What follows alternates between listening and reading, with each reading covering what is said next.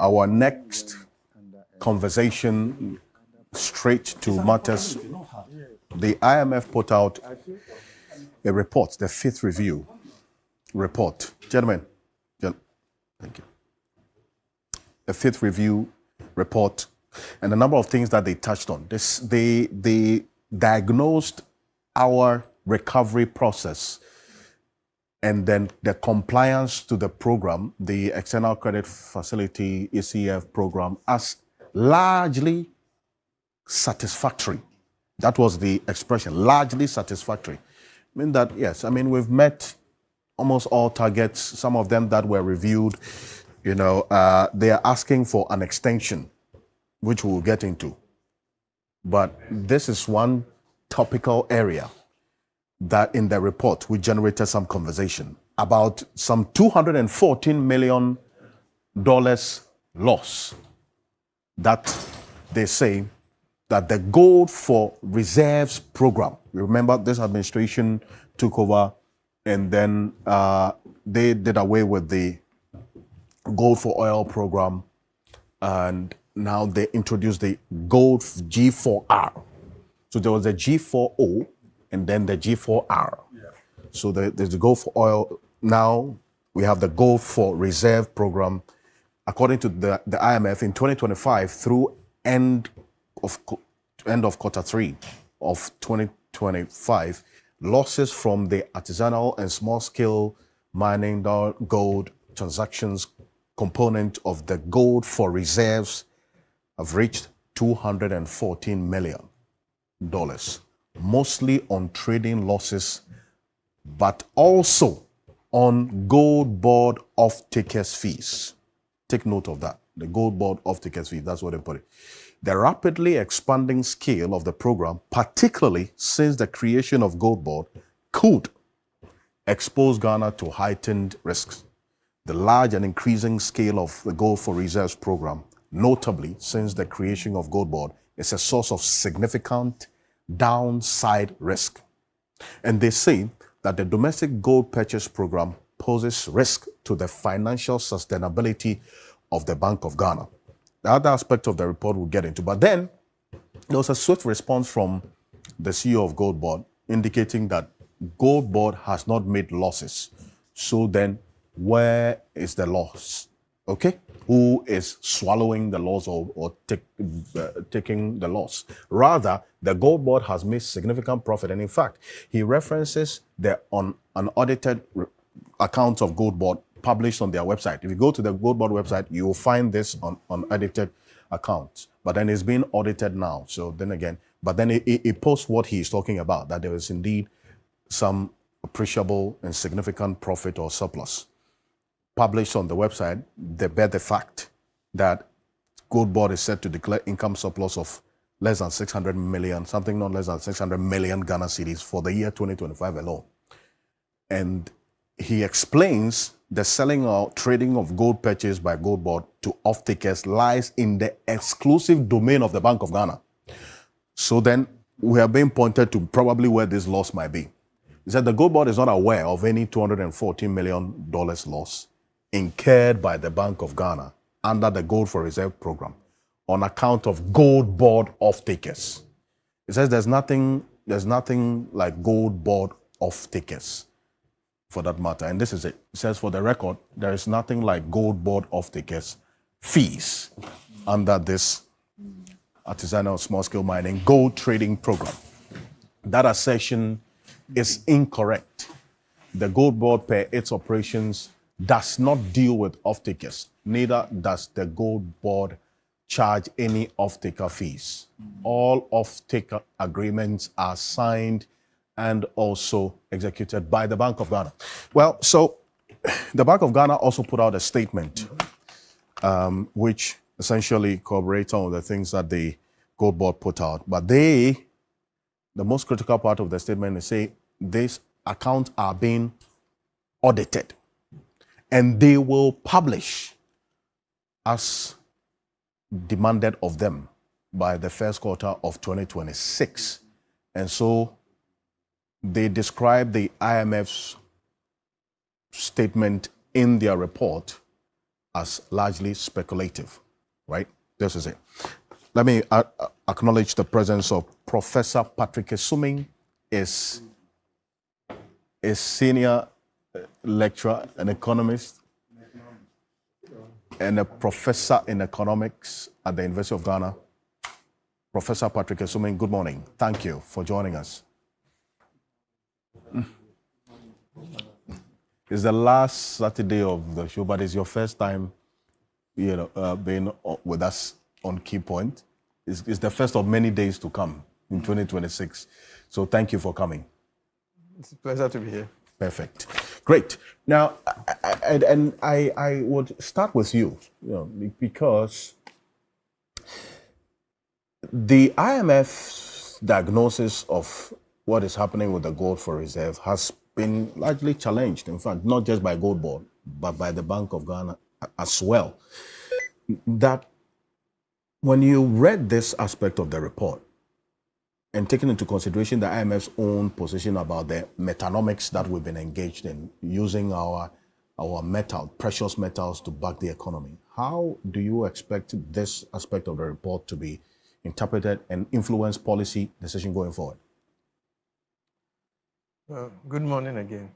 I think that, so I took yours. when, just before, at least before I read the IMF report, I've seen, I think there's been a post by the Goldbod CEO on how much, over 10 billion in gold sales that has brought foreign currency reserves to the economy. And so, I had my own views about that, but I think when I read the IMF document, then clearly you see that between the IMF document and what he posted, you get a fuller picture of exactly what is happening in terms of the program. So I think that clearly some information has been given to the IMF about how the program is progressing. And the IMF, based on their analysis, are expressing concern about the financial implications for the functioning of the central bank. I think it's a legitimate concern for the IMF to point out that, this kind of loss going to the central bank affects its financial sustainability. I think it's a legitimate concern. And then the responses that I have seen, the responses that you refer to. So I will start with the Bank of Ghana's response. So, when I read through the response, I was okay with everything they said, except the very last point where they said, it's our financial year has not ended, the accounts have not been audited, so this is speculative. Why do you have a challenge with that? Because it's curious that the very first paragraph, when they are responding, or the second one, where they mention how much the Goldbod or the gold for the domestic gold purchase program, how much it has contributed to our reserves. That is also speculation, because they are saying that as at the middle of the year, their projections suggest that we are going to reach over 13 billion in reserves or something to that. That is, so you take that statement, speculating what may happen at the end of the year, versus their own criticism that the IMF is speculating about losses that have come. The IMF didn't say, they were very clear through the first 3 quarters of the year, this is what has happened. And first of all, I don't know who gave the IMF that information. And this was based on a staff level agreement.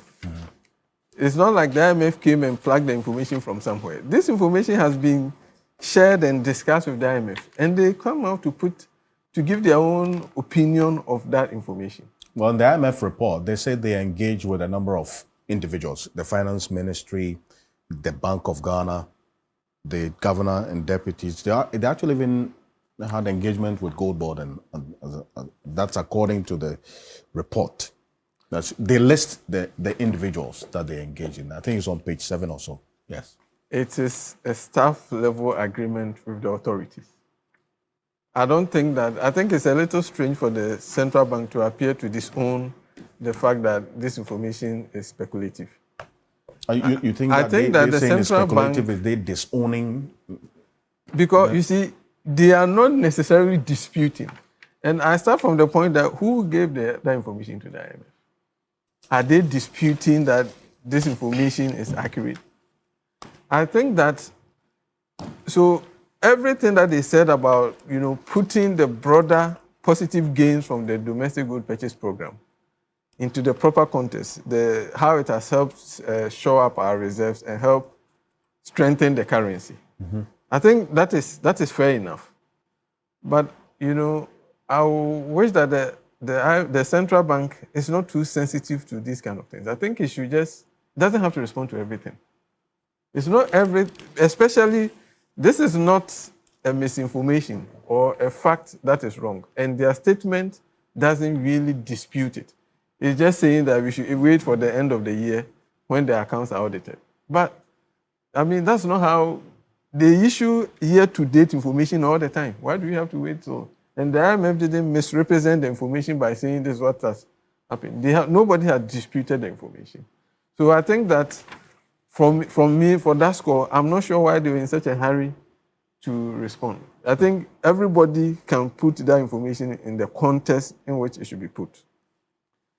Then, when you look at the information, the release by the Goldbod, well, I think that I was surprised to read that they are not aware of any 240 million loss. Mm-hmm.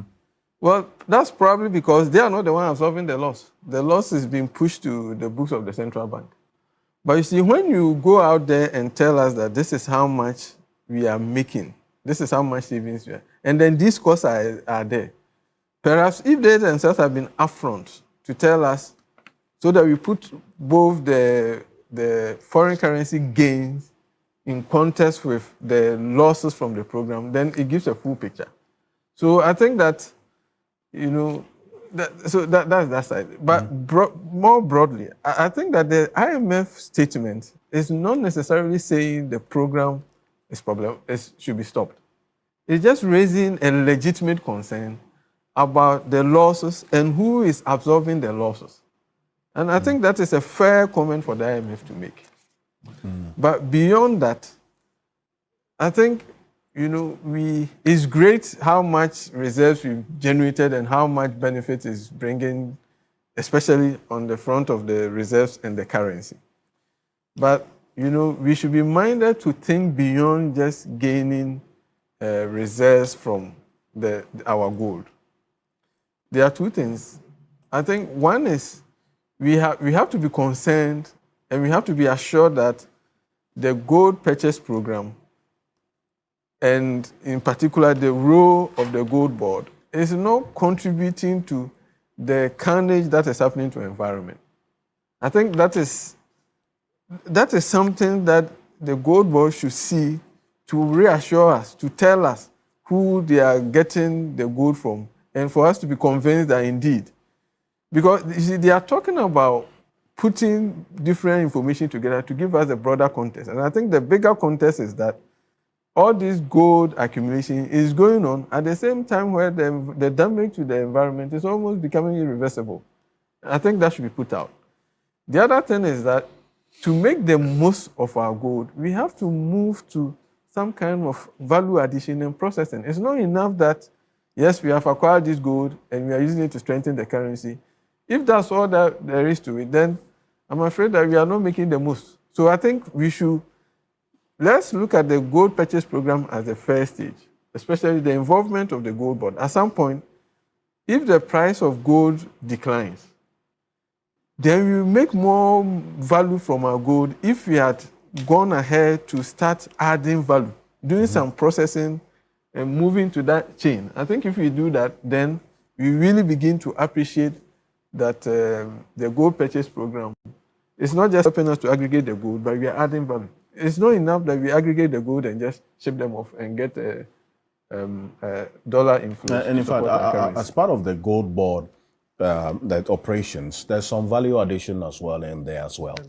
Yes, in the architecture of the work of gold board. Right? Yes, there's some. Yes, it's a component in their work. I just wanted to state that. But then again, you say that the Bank of Ghana wouldn't have a strong grounds to take the position that to the extent that the auditing of the accounts is ongoing, they would rather, the IMF would have waited until the audit is done to get a certified true reflection of the state of affairs before coming out with a definitive figure of 214 million. That's the context in which they describe it as speculative, to the extent that this is an audit that is ongoing, hasn't ended as yet. They have no case in there. I just made reference to what the Bank of Ghana itself, before the end of the year, putting out information about how much reserves we will get. By the end of the year, read the first couple of paragraphs in their own statement. I think that, so we should wait. Then why, you see, the IMF program, we don't have to wait for the end of the year and for the financial statement to be audited. You know, some things are reported quarterly, some things are reported monthly, some things are reported half yearly, and they have to be reported. So there's no basis to say that the IMF should wait for the financial year to end. In any case, the central bank puts information out. They put all kinds of indicators and data about the economy. And if it becomes necessary to update with time, they do it. So the IMF didn't do anything out of the ordinary by putting this out and flagging it. In any case, it should be pointed out as soon as it's found. We shouldn't wait until the losses have gone out of hand before we start talking about it. And on the bit about the losses, I'm going to come to Professor Bob King on that one. But if you look at the page 28 of this report, it says the Bank of Ghana purchased $7.6 billion in gold through the domestic gold purchase program in 2025 through August, including some $5 billion of dark gold from the artisanal small-scale miners between April and August. Gold, that's where the gold board arrangement comes in. Then they go into the loss statement, which I referenced earlier. They say the now discounted gold for oil component of the domestic gold purchase program generated losses of 128 million. So they reference the loss that the gold for oil program that was implemented by the previous administration incurred, $128 million in 2024, 30% of which emanated solely from the sale of some gold as well, about $800 million gold. In 2025, through end quarter 3, losses from the artisanal and small-scale gold transactions component of the gold for reserves have reached $214 million. So this is the clarity and the context in which they captured this particular said statement. The Bank of Ghana put this out in a statement. It says, although the IMF review flagged financial risk associated with the domestic gold purchase program, we'll put that on the screen, it is important to place these concerns within, they say, the broader context of the program's significant macroeconomic contribution. It goes on. The domestic gold purchase program is a policy tool that has helped shore up Ghana's international reserves, supported currency stability, and enabled access to large volumes of foreign exchange without incurring new debt. Continues. The operational role of Goldbod as an aggregator has been important in channeling gold-based inflows from the small-scale mining sector into the official market. So they emphasize the importance of the Goldbod in this. This collaborative structure between the bank and Goldbod has ensured that the domestic gold purchase program remains anchored in public policy. And the new foreign exchange operations framework introduced by the Bank of Ghana was also highlighted in the IMF report as a critical reform, designed in line with global best practice, clarifies intervention triggers, separates reserve accumulation from market intermediation. This is the context in which the Bank of Ghana put it, and they say that they're currently undergoing annual external audit. As such, any figures reported in relation to losses from gold operation 2025 remain speculative. But this is where the speculation comes in, and that they want this analyzed in the broader context of the impact of the program. Prof. Yes, thank you very much. So let me start off this way. The use of the word speculative is where the problem is, essentially. But I'm going to respond along these dynamics. One, I lean towards the view that Goldbod has done quite well in terms of crowding in FX because of its role as the sole buyer, exporter, and all of that, which has reduced considerably the level of smuggling. That's good news. I've said this before, that in the run-up to 2024 election, both the NPP and the NDC recognized the challenge with mining from artisanal small scale. The NPP proposed to reduce the withholding tax of 3% to 1% as a way of discouraging this smuggling. This is what is in their manifesto. The NDC chose to set up the Goldbod essentially as the only off-taker of gold production in Ghana, something almost similar to Cocoa Board, if you look at the structure and all of that. So to that extent, you can see that consistent with that mandate, Goldbod has done quite well. If you look at the inflows, of course, not only that, we can also take the price effect, that the price of gold has gone up. So even if you export the same quantity, in terms of volume, it will go up because the world price has gone up. So to that extent, I think that is good news.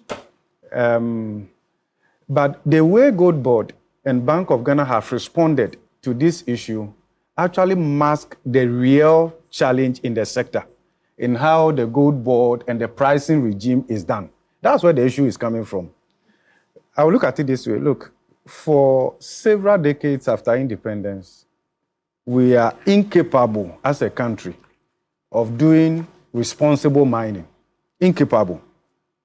Because largely, the artisanal small-scale miners are incapable of doing responsible mining. That's what the data tells us now. Mm-hmm. In addition to that, we are saying that in 2025, when Ghana has decided that now we want to buy the gold and export, that one too, we cannot even break even from that point. That is very sad for us as a country. That's how I'm looking at it. And the reason, Alfred, I'm looking at it from that point is to go back to the core issue, which we are escaping through the responses from Bank of Ghana and Goldbod. If you look at the guaranteed price to the miners, artisanal small-scale miners, and you compare that to the world price, and then you account for the transaction cost in between of taking the gold, processing, and all of that. If you reflect that transaction cost and all of that, you realize that the problem has to do with the pricing regime. Okay? So if you look at it from that point, you realize that... But do we accept that we are making losses? They don't need Before to we agree. interrogate. Please, we are smart enough to see what is going on. And I'll come to Bank of Ghana, and I feel the Bank of Ghana had lowered its standard by responding this way. I will give you reasons. What do you mean by that? Mm-hmm. I will give you reasons. So let's look at the pricing regime. Because, if you look at the data, we sell our gold at the international level at some level of discount relative to the world price. Okay, gold price. And so if you look at all these dynamics, certainly for every ounce of gold that we export, there will be some loss somewhere. And the question is, in whose books those losses should sit? But as a country, we should not adopt a silos approach in reporting gains or losses from this intervention. Let's look at the entire value chain. Because if the losses sit on the books of Bank of Ghana, it's a loss to Ghana government. It's a loss to all of us. If it sits with Goldbod, it's also a loss to all of us. Then I've looked at that, and I'll talk a bit more about that, Alfred. If you pick the annual report or the report that Goldbod had put on its website, typically for any business, you account for your labor input cost. You account for your fiscal input cost. You account for all of that. And then you also account for your finance input cost. If I look at the report on the website of Goldbod, there are two main costs they talk about. Compensation of employees. I went on their management side to see the total number of employees so I could determine which per person or so and all of that, and also look at other public sector. We will talk about that on another day. Then they talked about cost with respect to goods and services. I didn't see finance input cost. In other words, who is providing the financing? At what cost? And at what cost? So when you are doing your P&L, you have to look at all your input costs holistically. I can understand why Goldbod would not major on that because the financing is not procured by them. Okay?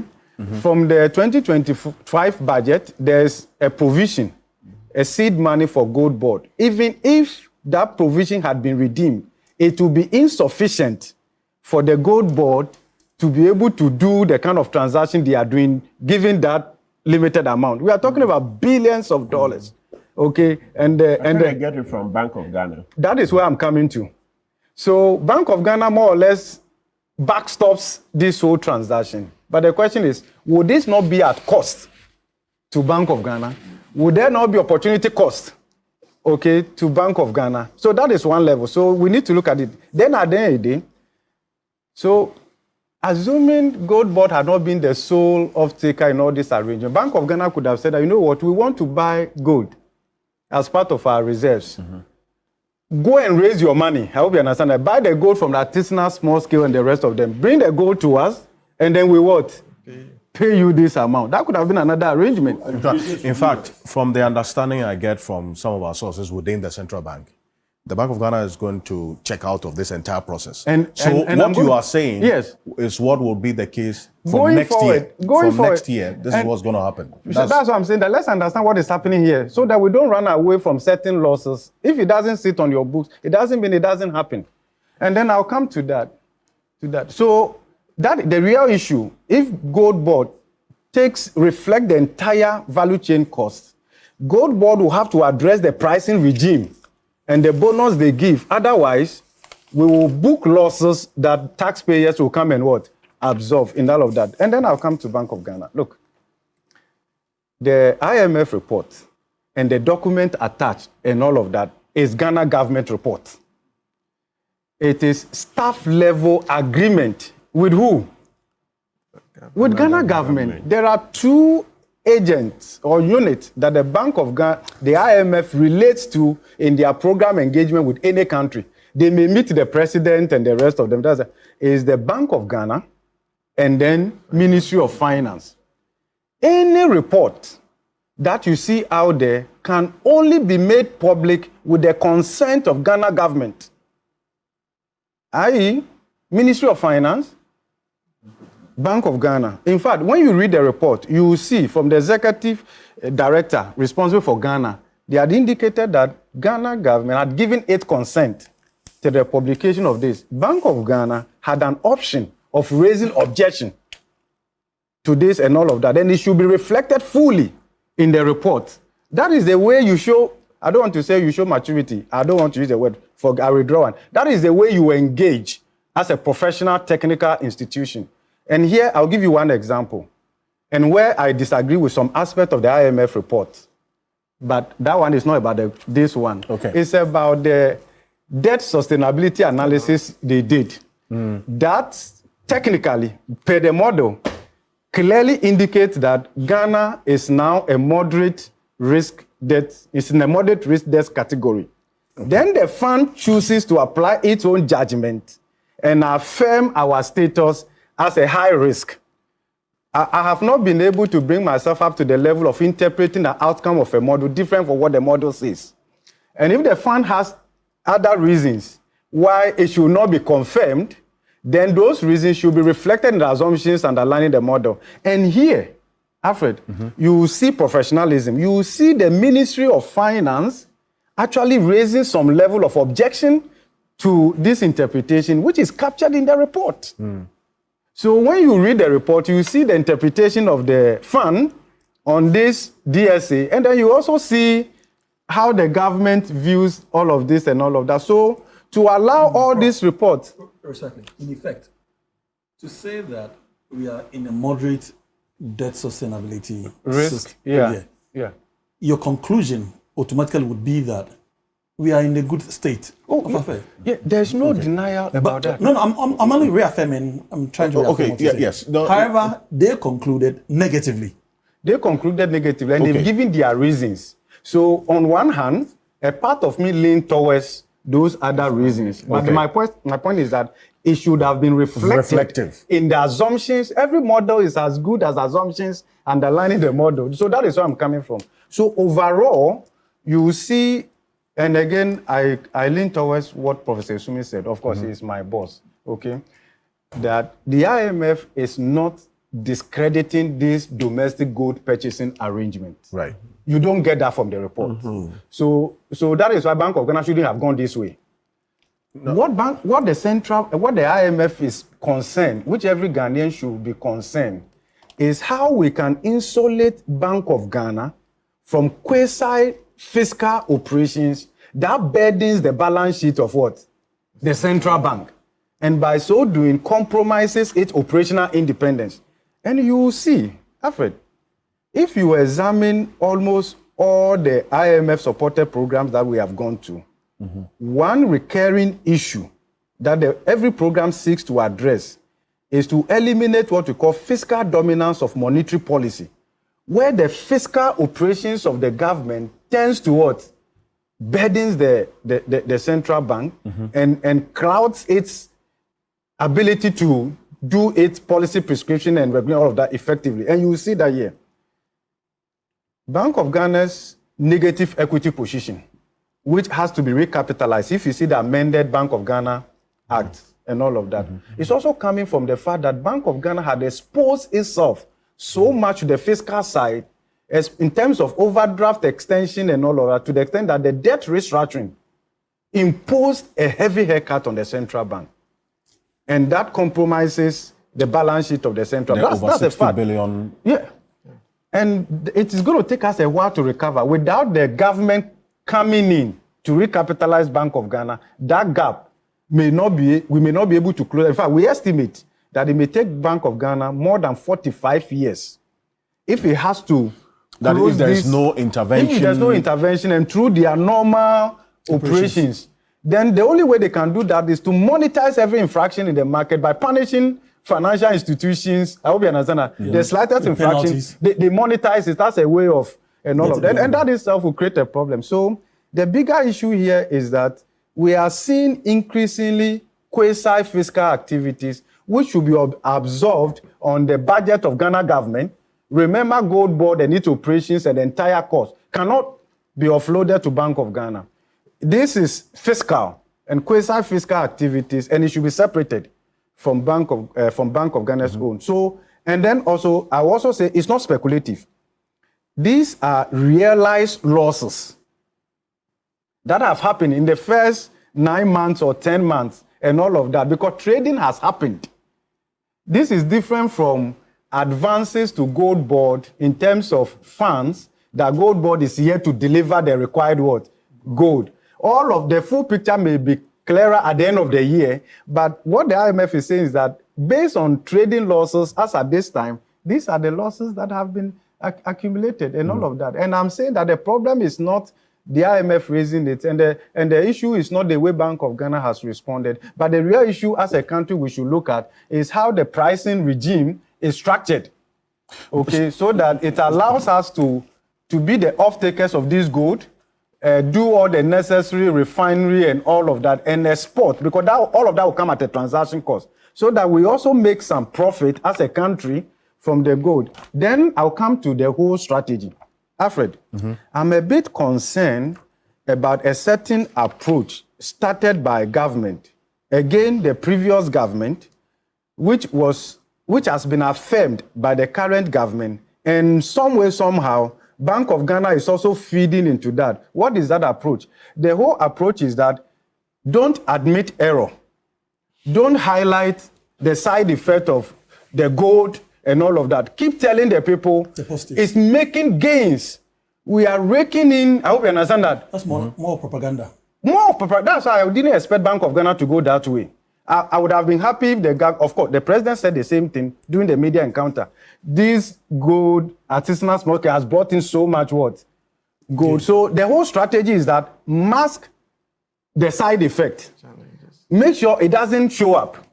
Keep telling the people there's great macroeconomic benefit, inflows, billions of dollars, but ostensibly to obscure the real cost. And here, part of the real cost is the losses, which they don't want to highlight. Part of the real cost that we are not reflecting as a country, almost 69 years after independence, we cannot do responsible mining.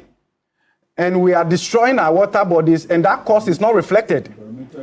And ecological integrity, we are compromising. That is not reflecting. Mr. President, this is not performance. Let's adopt a cost-benefit approach.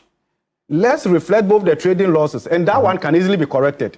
And my recommendation would be to look at the pricing regime. Because gold is attractive. The world price is high. How can you sell gold across the entire value chain and make losses? If you account for the losses on the books of Bank of Ghana and you relate that to the profit Goldbod claims they will declare at the end of this year, it looks so infinitesimal. If we are unable to do responsible mining, so we mean as a country we can't even buy the gold and sell it at a profit? This is sad, please. And let me say this also. If all that it takes to manage an economy is to just produce gold, cause distraction to the environment, and just keep pumping that gold, I hope you understand that, to show up the stability of your currency, this is not innovation. I fail to celebrate this, and Ghanaians to forgive me. Alfred, bear in mind, Ghana, we have data that we can compare. There are a good number of relatively non-resource rich countries in Africa today don't have gold. They are not exporting gold. That have fairly managed a stable currency. They have. So there are options. The real risk is that we are too much fixated on this gold as the only way that we can stabilize our city. Kenya, other countries who are non-resource rich or non-resource intensive countries, I hope you understand that, have largely managed all of this. And the real issue is, how do we diversify our economy? Look, at independence, more than 80% of our export earnings were driven by primary commodities. Gold, cocoa. Lately, when we have done well, it's more of the same. More than 6 decades after independence, more than 80% of our foreign exchange is still driven by primary what? Commodities. Let me put it on the record and why we are struggling here, Alfred. And again, I said that I'm not going to celebrate this because there are options. We can do better. Again, I also recognize at the beginning by saying that Goldbod has done well in terms of the crowding in, but we ask for more than this. Okay. Right. And if, as at now, this is what we are doing, I'm afraid, look, if you export raw gold, and you look at the data carefully, your maximum profit is between 1% and 5%. That's why no country makes any significant impact by exporting raw what? Commodities. You make margins through value addition. That's what Professor Sumi spoke about. So if we want to go this way, then let's be deliberate about the value addition. And then also, when we are doing the pricing regime, let's introduce a certain kind of incentive mechanism that rewards those who do responsible mining. I hope you understand that. So that those who are not doing responsible mining and we are still buying from them, there's a way we introduce some kind of pricing mechanism to recover the environment, because I can foresee not long from now, Ghana will have to introduce a tax handle to reclaim our water bodies and the rest of them. When we've lost so much in finance, somebody's profit is somebody's gain. So the losses on the books of Bank of Ghana reflect gains. Somebody's profit is somebody's loss. Yes. Okay. All right. These losses reflect somebody's gains. It may be the artisanal small-scale miners who probably are selling at very competitive price, almost pegged to the world price, and they don't have to account for transaction costs. They don't have to account for all of this. So let's look at it from that perspective. So that whilst doing this irresponsible mining, so we are saying that, yes, we keep exporting blood gold.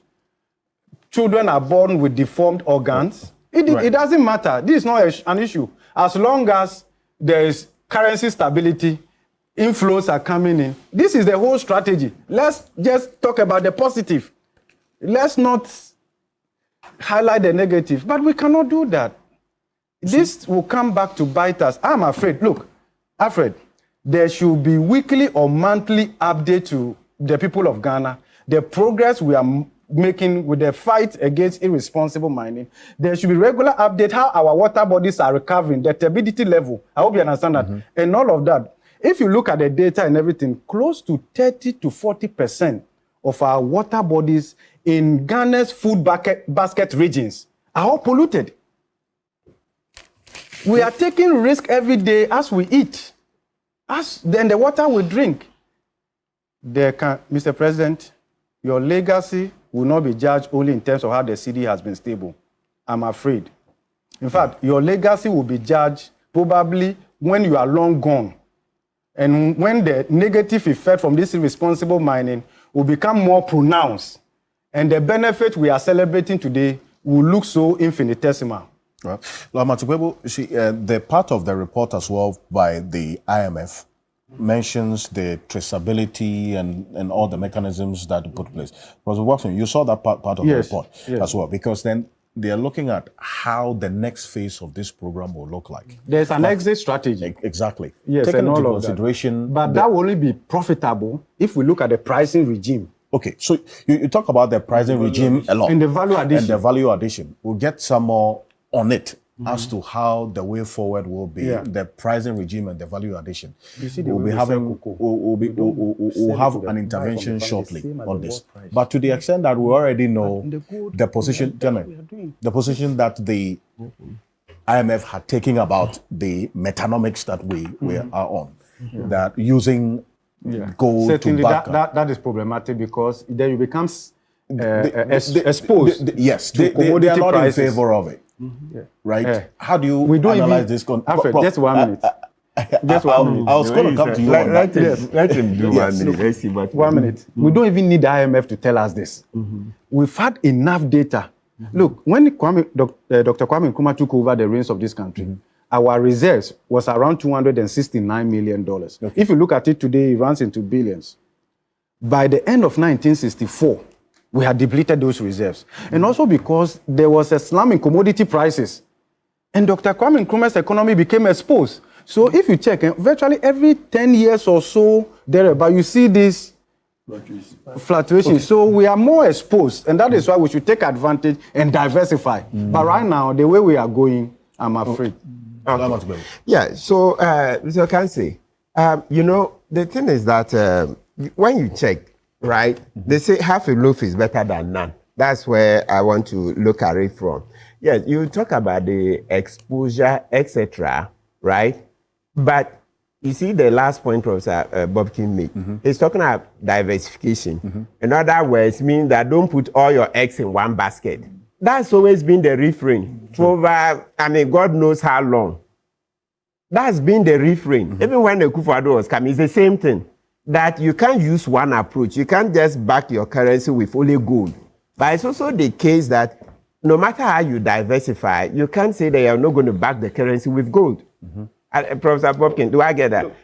Do I get that? Gold as part of our reserve didn't start today. Exactly. It's been part of our Yes. reserve management. But now there's a scaling up. Yes. And also, so yes. that tells you that it's an eclectic approach, immunization. So there's no way you would ever say that, listen, we will not back the currency with gold. That is not on the table. The countries that don't produce gold, they buy it to back their currency. Exactly. So we need that education. Yeah. That's very clear. That's the point I'm making. So please, let's be very clear that no matter what we say, at the end of the day, we will still need gold to back the currency. As to how we do it, that one, then it varies from government to government. So let's be very clear. You will always need the gold to back the currency.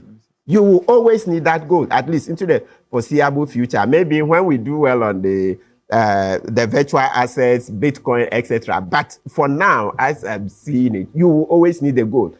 So then, as to how each government does it, then it becomes a question of policy, right, of the government, etc. And so I also agree that, yes, diversification is the key.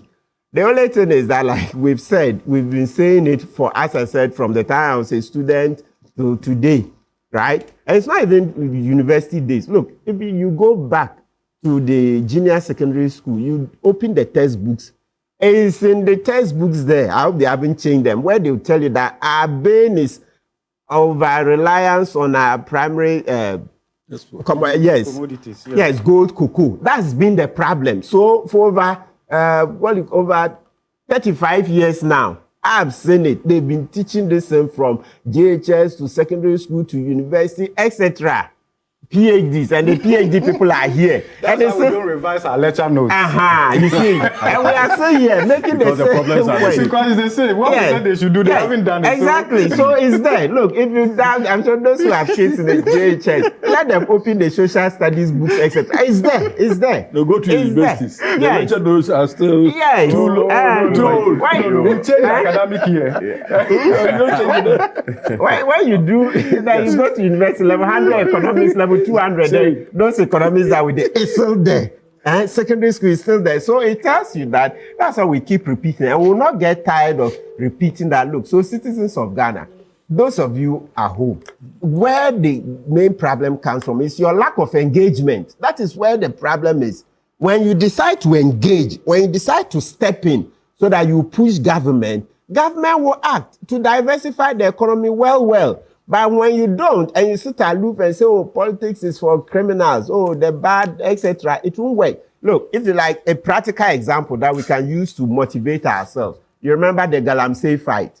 What happened? When you jumped in, all of us jumped in and said, no mining in forests, etc. And as Professor Bopin is indicated. You see how government is doing its best. You see the creation of NIMOS, etc. And I like the famous example that as a lawyer, this is a Tiwa Forest case where I lost my job. The time I was taking on the case of a Tiwa Forest, it was very clear to me, even the lawyer going to court, I knew that this case will lose it, because once government makes it clear to the court that when we mine bauxite in the Tiwa Forest, we will create millions of jobs, the economy will improve. But I decided to take a leap of faith. I went in, and see, from 2019. You don't have to win all cases. Exactly. So I decided to go in because my main point at the time was that I'd rather go to court, lose, so that tomorrow when there's trouble, I say, by me, I did my best. I went to court and we lost.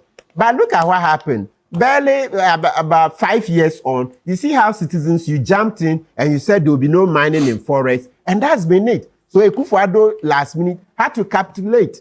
And the same way, President Mahama also coming in the opposition, campaigning, and then since assuming office, he's made it clear that there will be no more mining in forests. So that's one example when citizens decide to engage, when you decide to make your voices heard through TUC, other CSOs, etc. So this diversification, what we are saying is that it's been there. The other name for it, when Akufo-Addo was coming, when he said he would change the Gettysburg economy, that's his other name. So everything they've been saying here, reinforcing it. Excellent. So everything the professors have been saying is Akufo-Addo's Gettysburg economy, which he said he would come and diversify. And we sat down, we didn't do enough to push. We said planting for food and jobs, and earlier on I said it wasn't revolutionary enough. Today we have what? Feed Ghana, or popularly called Grow 24. Grow 24, and also Nkukon Kitten Kitten, if you are a food I hope soldier. you will not chew those chickens. Excellent. So you see, so please, the key to it is when you decide to engage on the economy, don't leave it to the professors alone. Yes, they are professors, but we also know very clearly that he who feels it knows it. He who feels it knows it. So you know how you struggle to feed your family. So you also know enough economics to be able to make an input. Don't say that Professor Bobkins should speak, Professor Sumi alone should speak. No. You don't need to have read economics anywhere. Once you manage your home, you also can make an input, because after all, Article 36 is clear that, look, no matter what the government does, the key thing is that manage the economy in such a way that we'll have a good standard of living, that we all can afford food, etc. So no matter what Professor Bobkin and the rest come and say, bottom line, the crack, say, is the economy being managed in such a way that we all can have food, we all can have, sustenance, because self-preservation is the first, instinct. Yes, it's the first principle, first instinct. If you don't preserve yourself, if you don't live, would you have opportunity to make the other lofty arguments? And so look, let's repeat just a few provisions of 36. It says, the state shall take all necessary action to ensure that the national economy is managed in such a manner as to maximize the rate of economic development and to secure the maximum welfare, freedom, and happiness of every person in Ghana, and to provide adequate means of livelihood and suitable employment and public assistance to the needy. So there you have it. There you have it. Do the national economy in such a manner as to maximize the rate of economic development and to secure the maximum welfare. Welfare. How are you feeding your family? Is the cost of living crisis killing you? Is the cost of living crisis killing? So if it's killing you, you have the right to say something. It mustn't be left to Professor Bobke, Professor Isumi, and all the professors alone. You see, so let's engage, because if you don't, so how do you engage? You make your voices heard, social media, demonstrations, etc. We did Kumi Preko when we're feeling it, right? We're feeling the hunger. And of course, the hunger hasn't disappeared, but it appears to be ameliorated a bit, because this year there's a bumper harvest, etc. But it doesn't mean, but I know people are still struggling. Yes, people are still struggling to make ends meet. So let's engage more. If you don't engage, everything the professors have told you about diversification, which I said we started learning about 35 years ago, okay, when we became conscious, we'll become, theoretical. We'll just be theoretical. It won't be practical. A few days ago, when the Prime Minister of the UK was addressing his people as part of the Christmas message, he himself, he had to acknowledge, because the citizens kept pressing him. They pressed him that, look, times are hard. We are feeling the cost of living crisis. So in his Christmas message, he acknowledged it and said, look, yes, I see there's hardship. They who generally, there are food pantries there. You can go and get food for free, etc. Still, you are struggling there. So if you don't speak up and you say a few people should come here and speak, sorry. Don't speak up. You don't let your voice be heard.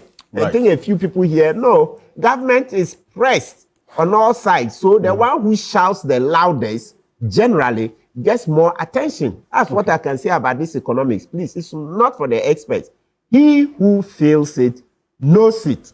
All right. Thank you. Normally, in economics, and also for balance of payment purposes, when we talk about an economy, is defined to include land area, airspace, territorial waters, the environment, territorial enclaves. So when you say you are managing your economy very well, it cannot be dissociated from the environment and all of that. So that's what I'm saying. If we say we are managing, and the Constitution says let's manage the economy well, we can interpret that to mean that we are also preserving our environment and taking total control. Because these precious minerals, you are a lawyer, they are invested in the state. It's not like they are the property of some individuals who can just mine it the way they want it and export it the way we have to. So the economy is more than just saying inflation. It's more than just saying food and all of that. I agree with the position. The economy can be defined to include security, territorial integrity, water bodies, and all of that. And so when we talk about modeling, you can never talk about economic sustainability without also talking about environmental or ecological integrity. Okay, thank you. Professor Bokin, so, you add the bit about value addition. When you mentioned it, I had indicated earlier that there's a component of the Goldbod operations that actually addresses that, but is in the process of scaling it up to expand the value addition to gold. Because I know there's some partnership with some refineries to add value to the gold as well. So that's part of their operations. I just needed to put that on record.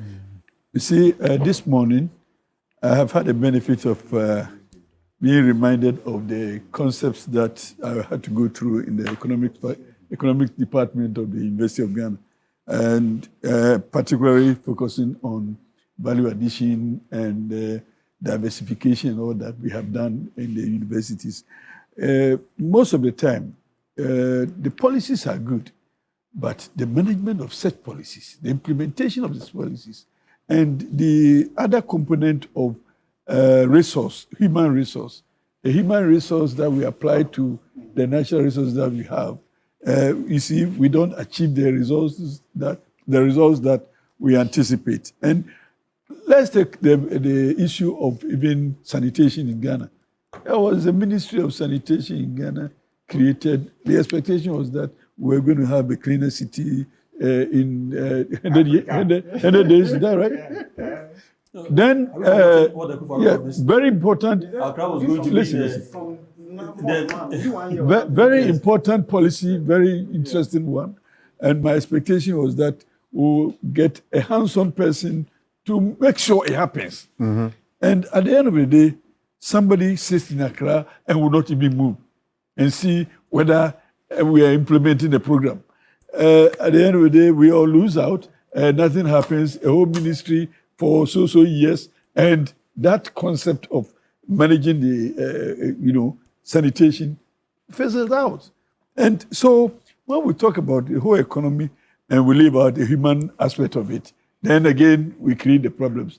The value addition, it has been on the table for the longest while. When I was at Frizzos, that was one of the things that I was promoting. Let's get the companies that will add value to our natural products. Otherwise, we are lost in the international markets.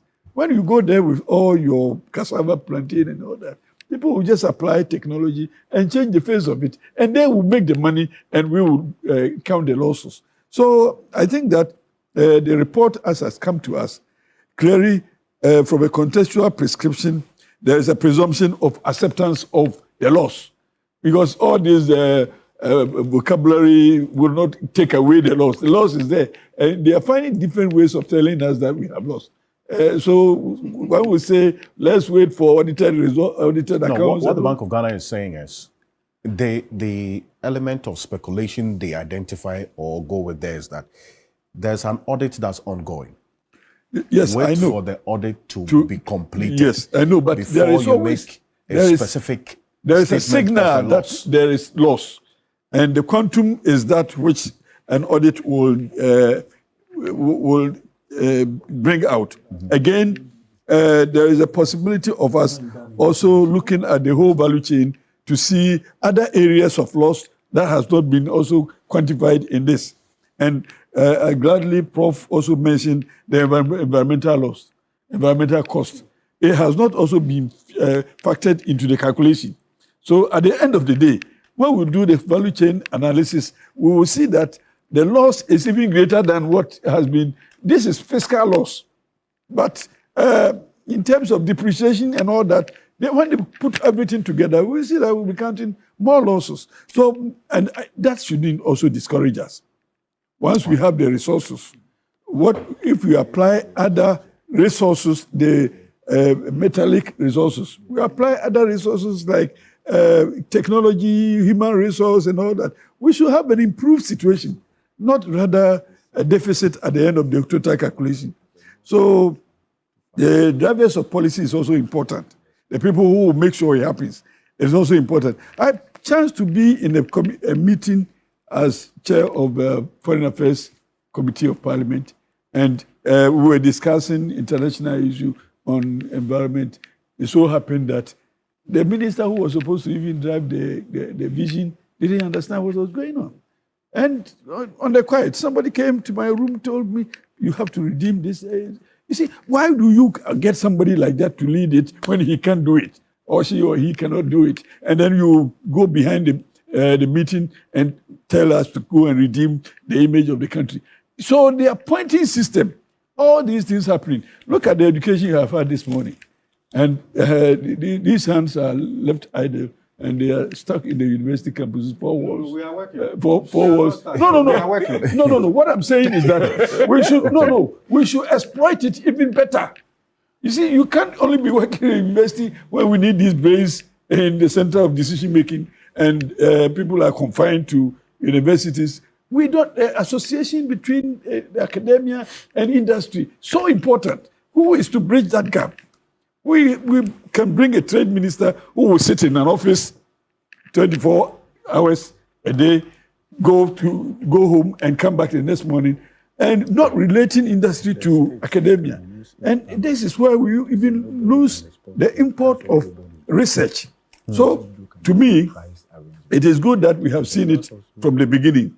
What is important is to make sure that we find the lost points within the value chain and address them, and make sure that, in fact, most of the natural resource contracts, I've said it many times, natural resource contracts, we sign contracts with foreign interest, and all that we get is a threshold of 5%, 3%, 5% of royalty threshold, and we are happy as a country. When other people are signing contracts, gaining 50% of returns. Okay. Royalties. Right. So we You are see, losing. we are losing even the royalty threshold is zero. And that's why you say you laud the Goldbod program Yes. in the No, the intervention. program is good. Yes, as a starting point, The but we can program is do good, better. But there was a question that was to, and I want you to you would answer that together with Professor. Please, But if you yes, sorry.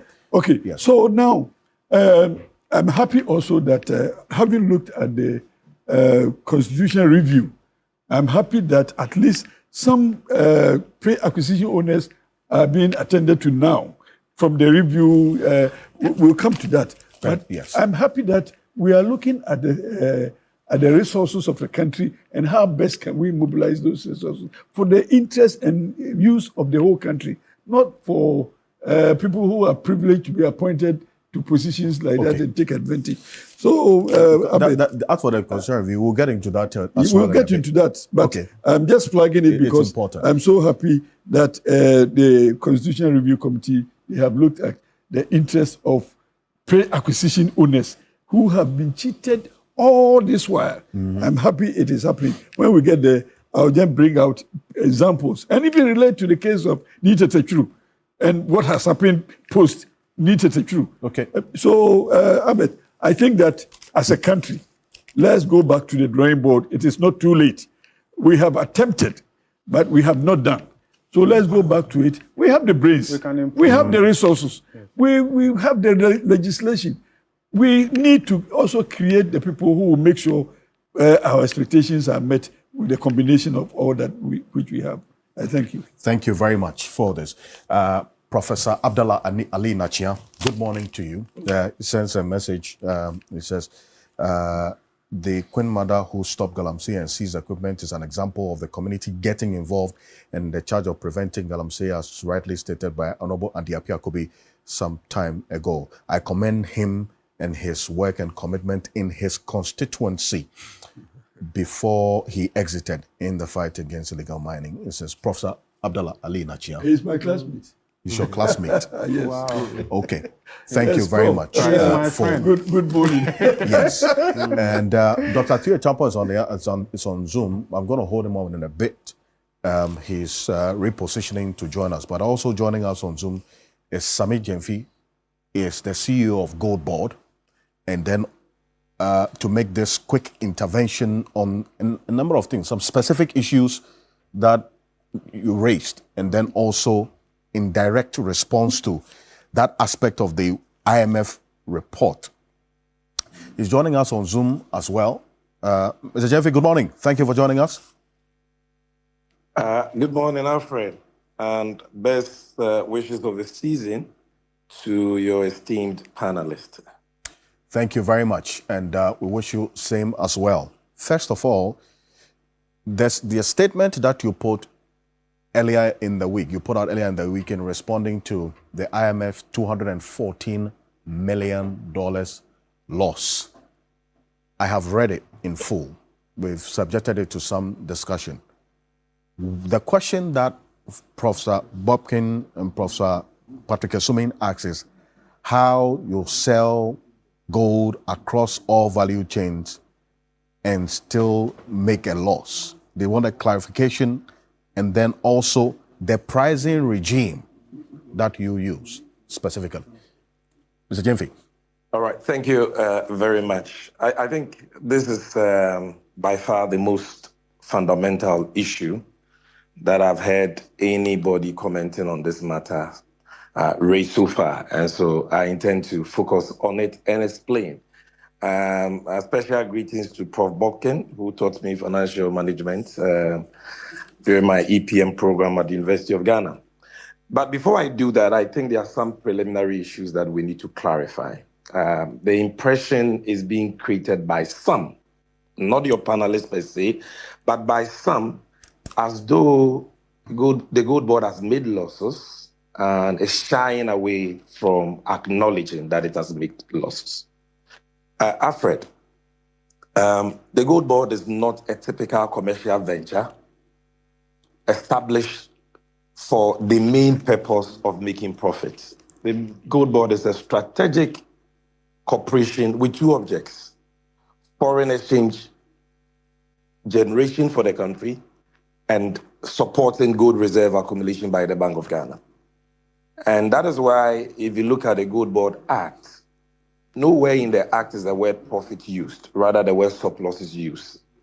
We are mandate-driven and not necessarily profit-driven.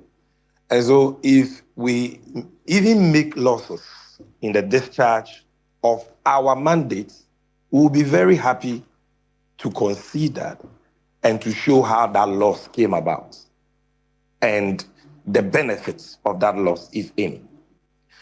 And so nobody is shying away from losses. Facts are sacrosanct. The Goldbod is barely 8 months old. Per Section 76 of the Goldbod Act, it took over the assets, liabilities, contracts of the defunct Precious Minerals Marketing Company. So for the first year that the Goldbod has been in operation, our financials are available. We have not made losses. We have rather made surpluses. And we have published our financials as required by law, our quarterly financials on our website. And anybody can go and check. So the IMF has not said the Goldbod has made losses. And it is important that we put that matter to rest. The Goldbod has not made losses. And if the Goldbod makes a loss, the Goldbod will not shy away from that. The reason why the lawmaker in drafting the Goldbod Act did not use the word profit and loss is because that is not the main object. You understand? And so why would we even shy away from that if we've made losses? We have made surpluses. And latest by February or March next year, when external auditors audit our books, that will... Alfred, Yes. The suggestion is being made that the Bank of Ghana is making losses and the Bank of Ghana is shying away from the losses. The Bank of Ghana says that the statement put out by the IMF that in their country reports that it made $240 million from January to September of this year under the Gold for Reserve program is speculative. It means the Bank of Ghana is shying away from losses. That is not true. Why? Bank of Ghana, why would Bank of Ghana shy? Bank of Ghana has been making consecutive losses. In 2022, it made a loss of 60.8 billion. In 2023, it made a loss of 10.5 billion cedis. In 2024, it made a loss of 9.4 billion. Nobody was crucified in this country. And so if all the IMF is saying is that Bank of Ghana has made a loss of $214 million, equivalent to $2.5 billion, that will even be a reduction of the recurring losses of the Bank of Ghana. Why would the Bank of Ghana run away from that? What the Bank of Ghana is saying is this. I have been in meetings with the Bank of Ghana and the IMF, in which the Bank of Ghana has told the IMF that there are issues of accounting and financial reporting surrounding the Gold for Reserve program, that it has referred to its external auditors for resolution, and that how those cost items are treated in the financials can impact the level of profits or losses. And so the IMF should exercise patience and allow its external auditors resolve the issues. And in that meeting, the IMF agreed. So we are not just saying that, management accounts are not available, and that it is only when external audits are concluded that losses can be ascertained. No. They are critical issues of financial reporting and accounting treatment principles for the financials surrounding the Gold for Reserve program that the Bank of Ghana has discussed with the IMF. There are disagreements, and same have been referred to its external auditors. And so all the Bank of Ghana is saying is that let that process conclude so that we can have a fair, balanced picture. The Bank of Ghana is not running away from any $214 million losses, which in any case is far lesser than the recurring losses the Bank of Ghana has been making in the last 3 years. Let's make that preliminary point also very clear. Okay. Now, you must understand that the Gold Board, like I said, is barely 8 months. Has this year now put in place the institutional framework for its operations and all that. Okay? So the Gold Board concept, as envisioned under the Gold Board Act, has not taken off. And I have put that on record already. But because the Gold Board took over the PMMC, the Gold Board inherited the PMMC's existing contract with the Bank of Ghana under the Domestic Gold Purchase Program, which basically is that, and will advance funds to PMMC, now Gold Board, as its agents to buy gold, assay the gold, and export the gold to off-takers of the Bank of Ghana. Now, this program started, as you are aware, in 2022. And when the program was being launched, this domestic gold purchase program was being launched, the object, the policy design was not for profit. And that is what I want my revered lecturer, Professor Bobkin, to understand. He says that why can't we, as a country, be able to sell gold and break even or make profit? No, that was not the policy design. To sell gold and make profit is easy. You just have to know your cost, and you just have to price at a discount that absorbs your cost and gives you a margin as profit. That is easy. Anybody can do that. But in 2022, when this program was being launched, the Bank of Ghana knew at the time that gold was already being bought in the open market by all manner of people, mostly foreigners, at the black market rates, the informal exchange rate, retail rate, if I can put it that way, and at the world market price, within a discount range of 1% to 2%. And you can ask any gold trader That was how gold was being bought in 2021, 2022, 2023. And that is how gold has always been bought. I see. So when Bank of Ghana was coming in, Bank of Ghana was not like Goldbod. PMMC did not have the market regulation and enforcement powers that the Goldbod has to deal with leakages and smuggling. And so the Bank of Ghana decided to use price to fend off smugglers so that it will get gold for FX, knowing Right. very well that there will be an intrinsic cost or losses. And that is why on 1st December 2022, the Minister for Lands and Natural Resources, Samuel Abujinapo, in his directives to gold traders as part of the rollout of the Gold for Oil program at paragraph 4, announced that the PMMC will be buying gold for the Bank of Ghana at spot price. Spot price. Nobody buys gold at spot price for the purpose of making profit. Because when you buy at spot, you can sell at spot. Dory is sold at discount to take account of freight, insurance, handling charges, to take account of commissions of buyers and all that. So you obviously run at a loss. I see. But the policy justification was that we needed the forex so bad to bring about macroeconomic stability, the benefits of which will make that loss infinitesimal. That is the whole point. So it is not about somebody not having the ability to. Why did government scrap? You see, the MPP introduced a withholding tax of 3% on gold purchases in 2023. That was the year that gold output was the lowest in Ghana's history, owing to smuggling. 3%. It later reduced it to 1.5%. When the NDC came, we took the 1.5% tax from the price of Dory. Now, the cost on gold purchases is about 5%. So to say that you want to make profit means you have to buy gold at minimum 5% discount. That is almost double the tax that was introduced in 2023 that ensured that we lost all the gold and all the FX stayed in Dubai and India. And the Ghanaian became the poorer. The economy became the poorer. And so let's understand the policy from this perspective. Now again, to the most fundamental issue of pricing.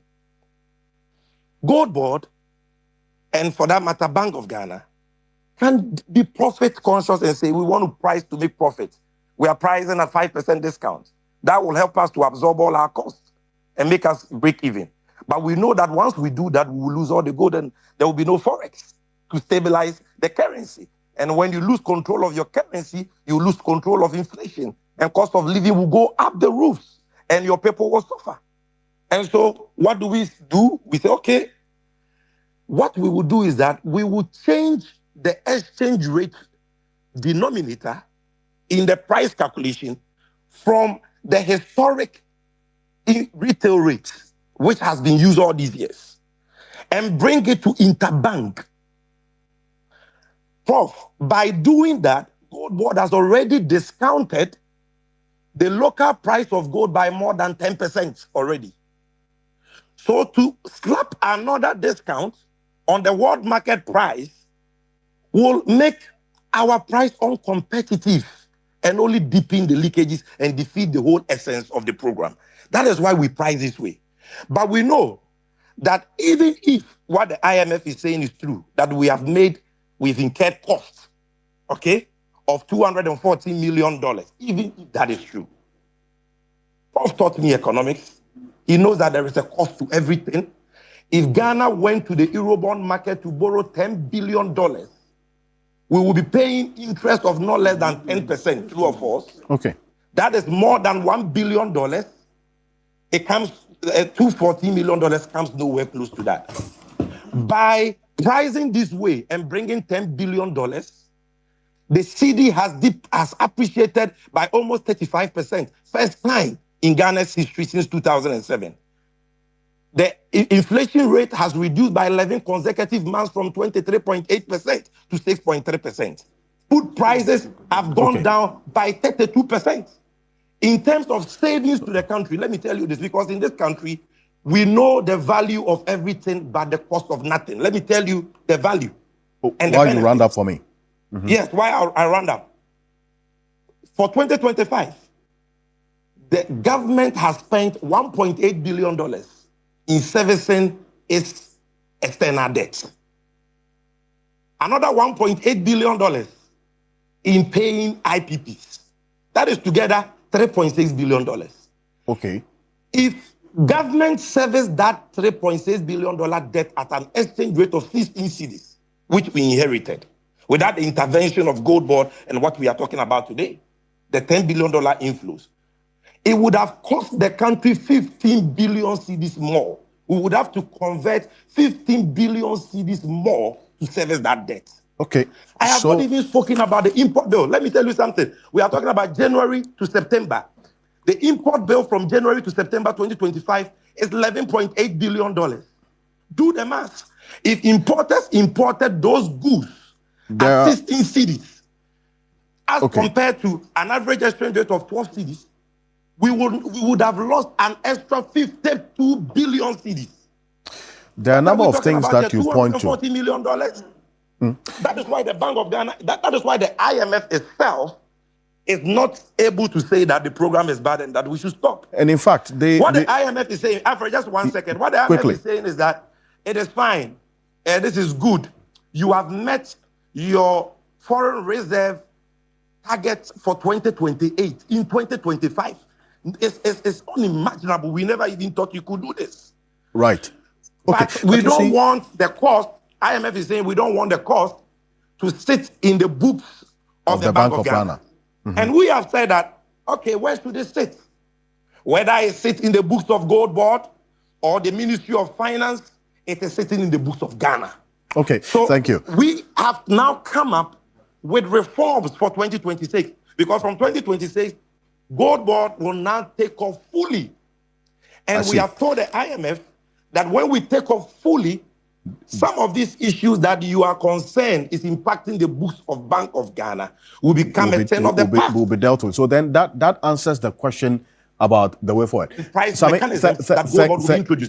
Great. But let's understand these issues. Thank you very much, Sami Jemfi, for this. In fact, I asked those two questions, and then the explanation that we have got now, Prof. Bobkin, I'll come to you. The explanation that we've got now, does it bring some clarity and context to the issues? He mentions quite a number of things that addresses some of the issues that you raise. That but there is Alfred, a you should have made me comment on the issue of Galamsey and the environmental cost and that argument that Prof. Bobkin made, because you see, it is very. Okay, Sami, I'll come to you on that. The environmental cost and all that. Just 1 minute, I beg you. Quickly, You have in a second, because I need to move on. So I beg you, just give me 60 seconds, time me. Prof, and we know the environmental cost of mining. And that is why when we took over and there was no fight against illegal mining, we didn't maintain the status quo. Today there is a fight. LI 2423 has been revoked. Mining is no longer permissible in forest reserves. NIMOS is cracking down on illegal miners everywhere. You have seen the videos on TV3. This cannot be a government that sets up an institution like Goldbod to promote traceability. Goldbod, which has now made it a crime under Section 59 of our Act to buy for anybody, any of our licensees, to buy illegal mining gold. Can you say that institution promoting I read traceability? the IMF report. The IMF report references. Sorry, the IMF report references this traceability you talk about. That it's a process that you are going to roll out going forward. Is it already in place that you're able to trace? Ghana has been buying gold since the colonial eras. We are now being told that why haven't you introduced traceability in 8 months? When, for how many decades we have not done? We have given you timelines by which this traceability program will be in place. And every gold bought by the state will be traced to its mine of origin, which must be a sustainable mine. And you want to crucify an institution that has been in office for 8 months. When people were doing gold for oil and gold for FX and all that, we didn't hear all these arguments. Okay. Well, so there are a number of things that Sami Gyamfi points out, and it's important because it brings some clarity or context to the issues.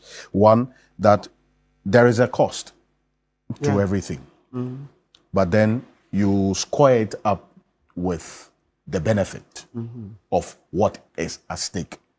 He references barely 8 months that the Goldbod has been in operation. He outlines the impact and benefits over the period. And then also, Professor Walkin, he says it's not a policy design of Goldbod to sell gold and make profit. That's number one. And he explains quite into some detail. And the institutional concept of Goldbod has not fully taken off as yet. And we will see the full fledging of it from next year. And there's been some timelines as well, especially because now we're getting some signal that they're going to take over the entire process, and the Bank of Ghana would have very little or nothing to do in the entire process. And the fact that they inherited the already existing contract between the Bank of Ghana and PMMC, even though there is now PMMC being transformed into Goldbod. And the fact that the Bank of Ghana decided to use pricing to fend off smuggling, okay? Knowing that there will be a cost or losses. So there's some sense of awareness that this was going to happen. But it was a pricing mechanism meant to address a particular challenge. Does that answer the issues for you? I'll start off with you, Lawyer Abdullah, and then because you gentlemen, Prof. gentlemen, because you haven't spoken on this, I was just signal. You haven't spoken on it. So you take it up, and then absolutely. I'll take the last comment from the two professors.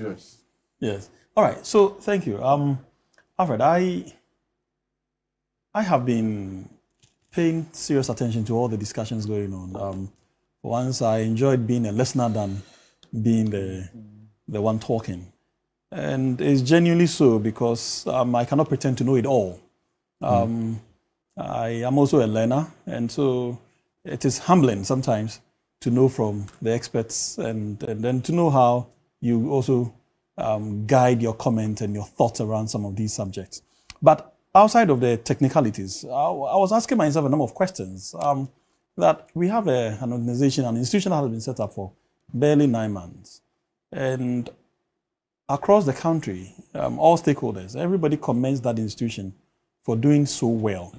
And so my opinion was really that would a $200 million loss within the first year, assuming it was even the loss of Goldbod, I mean, however you want to look at it, be a basis to judge the quality of that institution? I think that would be a disservice if you rely solely on that. But luckily for us, nobody has made that judgment, value judgment, based on the basis of the 200 million. And so it's just a rhetorical with that response. And then looking at it from that angle, I also look at it from the other perspective.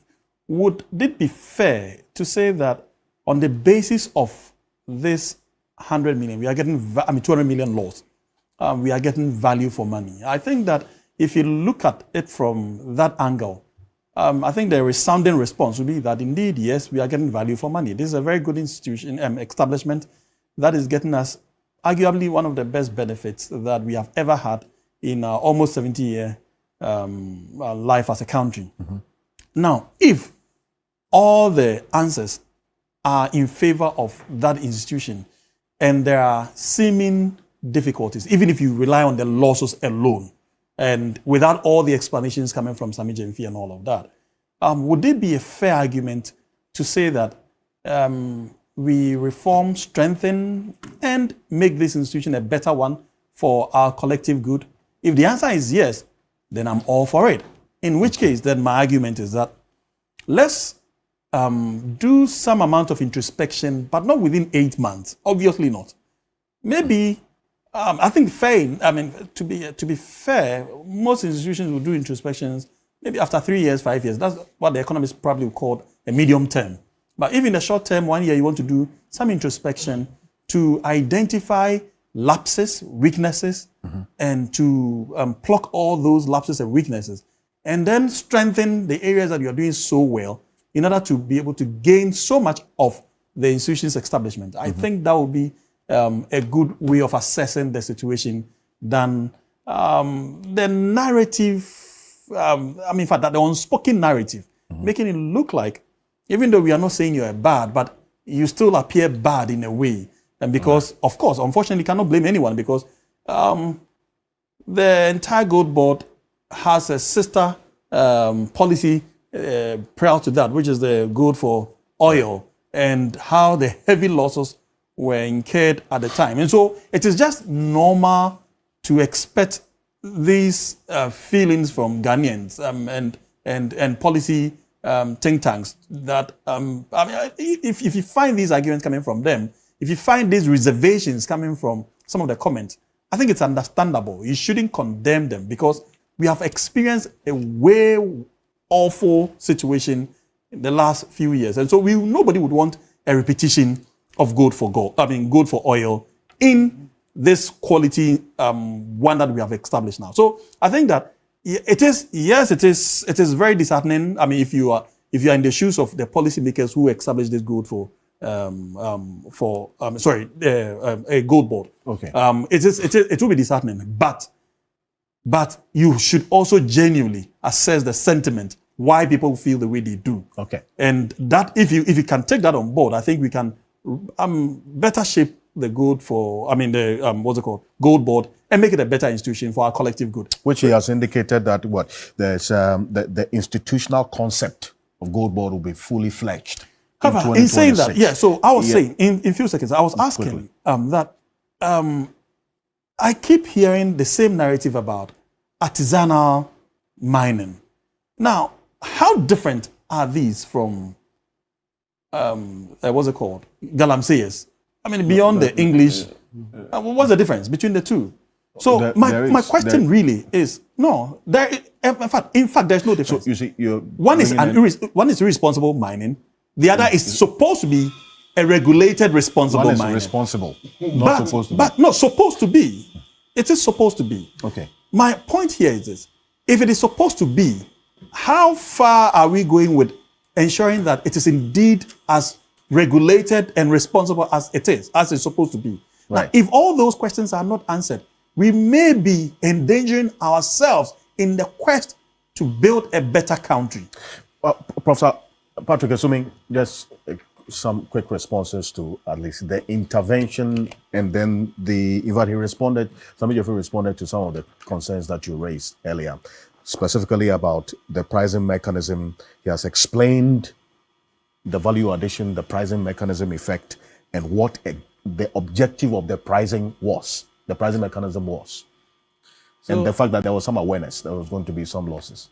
So I think that from the outset, there's been no condemnation of the Goldbod, what it stands for and what it's doing. So I think we should make that clear. But what we have to understand is that, as economists, economists have ways of counting costs, which tend to be more extensive than other people will. And so I think when you are valuing what you have done, and I think, it seems to me that there's been a bit of a shift in position from the statement that was issued. The statement come across as a statement in defiance and questioning, for instance, saying it's not aware of any losses. I think that, when institutions of state are doing things and people are making commentary, it shouldn't always be interpreted as an attack. After all, this is for the country of Ghana. So I think that, but when he says that, yes, we knew there would be losses, and that, the benefit outweigh the cost. Well, that's his view. That's his point of view. Because if we want to know the full value that we are getting from this program, it's accounting for this, and the IMF was very specific, trading losses, and off-taker fees. All of that has to be put together before even the Gold Board put out their profit statement, because at the end of the day, it is part of the whole arrangement that is generating the loss. The other loss that we haven't accounted for, yes, we've admitted it, but the environmental damage, and nobody is saying that the environmental damage started with the Gold Board. Yeah. But, I think it's still a cost to society that we have to account for. So, it's not a condemnation. I think the Gold Board itself would have helped itself if its initial reporting was also balanced. Because if we heard this is what you have generated, this and this what has cost us, then it also helps us to put everything in the proper context.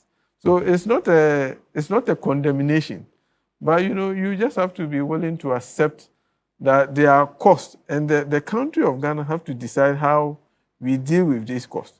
All right. As we are enjoying the benefit. We have to.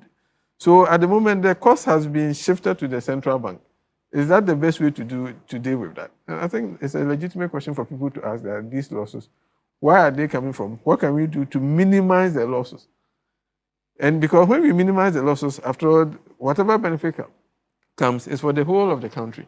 So it's still a legitimate question. I think clearly the position that he's taking now, it seems a little different from what you read from just the statement that was put out. Right. Prof. Bofkin, just finally on this. Thank you. I want to thank the CEO of Goldbod. I think he's done well. I started off by acknowledging the role of the Goldbod in crowding. I don't think there's been any wrong condemnation. Yeah, so government should not take it that we are opposed to that. I think there's a certain feeling also that we could do better within the whole landscape of responsible mining. Remember that in the run-up to 2024, even in the face of election, there was quite considerable level of agitation about Galamsey responsible mining. We even called for a state of emergency and all of that. Yes, I can understand that after election, that seemed not to be that popular now. But we have to, at the end of the day, sometimes when you are looking at cost-benefit analysis, the benefit may be now and you are seeing it, but the cost may be, and if we have lost a life, children are born with deformities and all of that, what benefit could be compared to life and all of that? And I'm also saying that we are not against Goldbod. I'm saying that Ghana, we should be able to do responsible mining after several decades of independence and all of that. And then also the point that we are making is that we need to insulate Bank of Ghana from fiscal and quasi-fiscal activities that impairs the balance sheet of Bank of Ghana. I think that is where the IMF is coming from. Okay. And we all understand that. And it's a reason, Alfred, is a reason under the 16th IMF program from April 2015, with 1 year extension to April 2019, we reduced the deficit financing from 10% to 5% of government previous year's fiscal revenue, just to limit the exposure. Then under the current IMF program, we have resorted to zero financing. But there are other quasi-fiscal activities that are being loaded on the balance sheet of Bank of Ghana that looks like fiscal dominance is showing up, even though we've gone through a lot to insulate the central bank. And I think this is good for the Bank of Ghana itself. Because you see, anytime we are outside IMF, Bank of Ghana become too susceptible to fiscal pressures. So anytime we're under IMF, that is also a shield for the fund. That's so let's look at it from that perspective. It is the broader perspective or the context. Of operational independence for the central bank. Remember, the IMF program will be ending. In fact, technically, it was supposed to have ended December this year.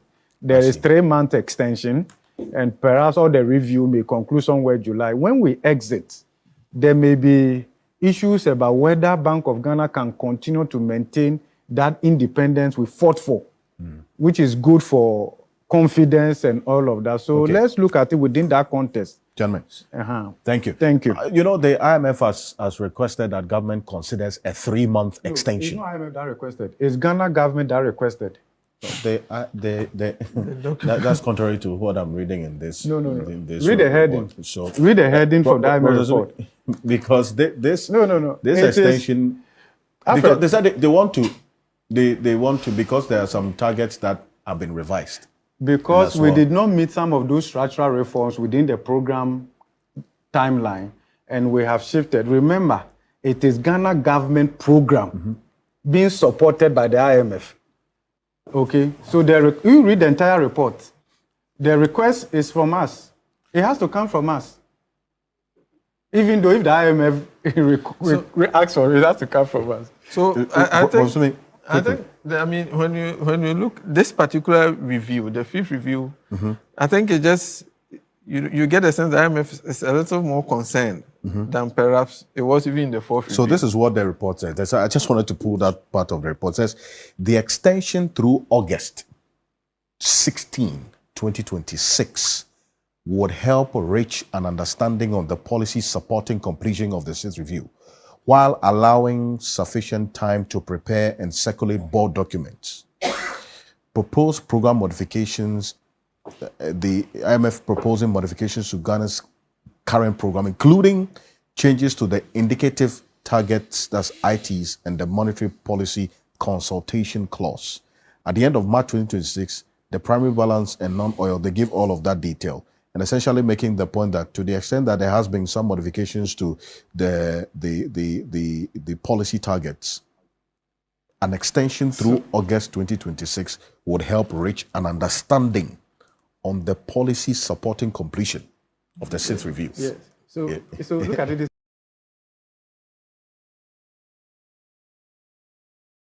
So read it. When you read the entire report and you read the executive director for Ghana and the submission and the technical memorandum of understanding, all of that, you see where this is coming from. So you just need to look at the whole picture. Remember, originally it is Ghana government that requested for this program. Okay. Yeah, absolutely. We went to them. We went to them. So all the arrangement is almost like coming from us, even though the IMF will also make suggestions that given the reform and all of that, I think, in fact, Alfred, I said this when the 2026 budget was presented, that I'm expecting a technical extension of about 3 months for us to wrap up well. I said this even before it was captured Indeed. here. That I remember. And I referenced what happened in the case of Zambia, because Zambia also asked for a 3-month extension to wrap up. Usually the structural reforms is a bit complex. To design and implement. So this is to be expected. Remember when the NPP took over in 2017, there was a 1-year extension of that particular program. Okay. Because otherwise, normally after election excesses, usually you need to do a lot to bring the program back. Thank you very much. And all of that. So this is normal. Professor Ming, yes. quickly, finally on this. So I will just say that I think, first of all, I know the president had been absolutely adamant that the program will not be extended. True. I think we should view this particular extension slightly differently.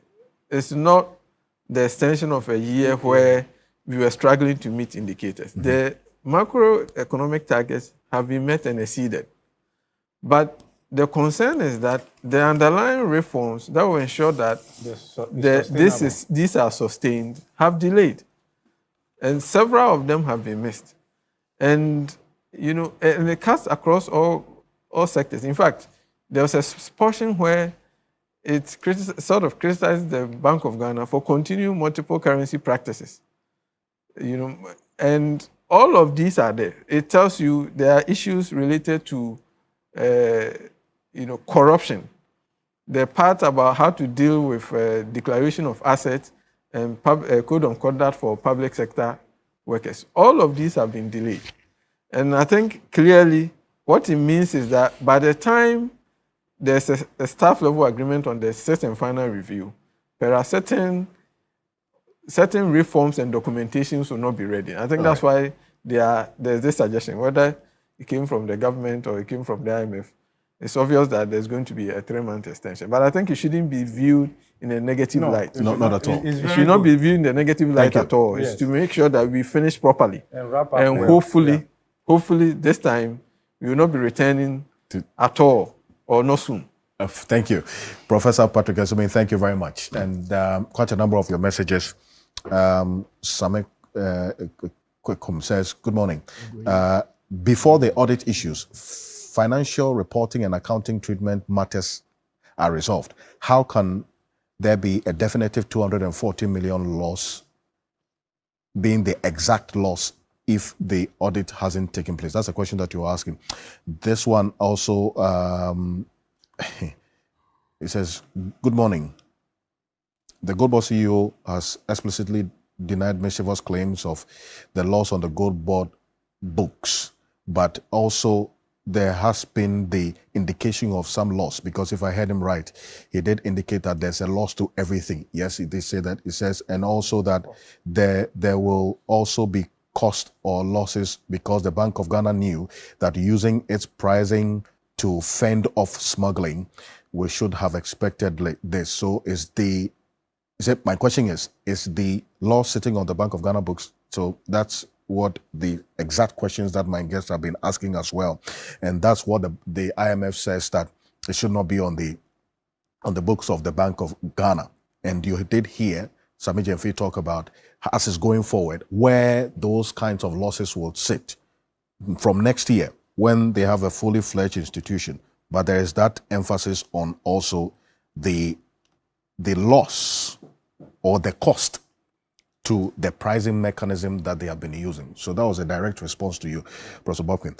There's one said, isn't the pricing of gold, Kofi Asari, he says, isn't the pricing of gold at the same world market price and not discounting to make a profit a strategy to prevent smuggling in the immediate term while plugging all loopholes? Will Goldbod continue to do zero discounting, or will now begin imposing some 1 to 3% discount on prices offered, so it does not need to run losses by funding its operations and transactional cost through losses?